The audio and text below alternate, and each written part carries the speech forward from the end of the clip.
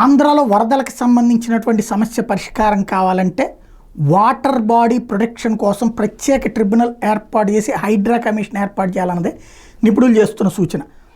నదులు, కాలువలు, చెరువులు, వాగులు మున్సిపాలిటీల్లోనే కాకుండా గ్రామీణ ప్రాంతాల్లో కూడా భూ కబ్జా రైళ్లు, భూ ఆక్రమణలు యథేచ్ఛగా చేస్తూ ఉన్నారు. వీళ్ళకి రెవెన్యూ, ఇరిగేషన్, గ్రామ పంచాయతీలు, మున్సిపాలిటీలు, పట్టాభివృద్ధి సంస్థలు అధికారులు అండదండలు ఉండటంతో దొంగ పట్టాలు తయారు చేయడం లేదా పట్టా భూముల సర్వే నెంబర్లు వేసి ప్రభుత్వ భూముల హద్దులు వేసి లింక్ దస్తావేజీ లేకుండా పూర్వార్జిత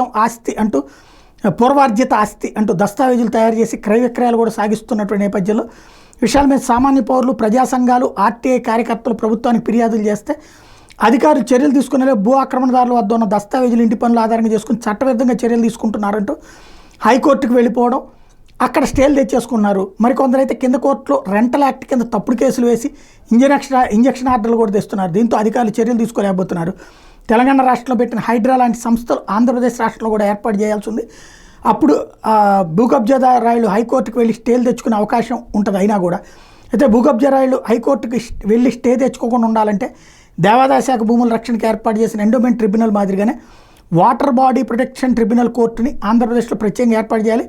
అలాగే హైడ్రా తరహాలో వైడ్రా కమిషన్ ఏర్పాటు చేయాలి. ఈ వైడ్రా కమిషన్లో ప్రభుత్వ అధికారులతో పాటుగా పర్యావరణం కోసం పాటుపడే వివిధ రకాల స్వచ్ఛంద సంస్థలకు కూడా అవకాశం ఉండాలి. ఆంధ్రప్రదేశ్ రాష్ట్రంలో ఎవరైనా భూ కబ్జా రాయిలు హైకోర్టుకు వెళ్ళి స్టే తెచ్చుకోవడానికి వెళ్తే హైకోర్టు న్యాయమూర్తులు స్టేలు ఇవ్వకుండా వాటర్ బాడీ ప్రొటెక్షన్ ట్రిబ్యునల్కి వెళ్లాలని సూచించి కేసును అదే రోజు డిస్పోజ్ చేయాలి. ఈ విధంగా అమలు చేస్తేనే బుడమేరు లాంటి సంఘటనలు పునరావృతం కాకుండా ఉంటాయి.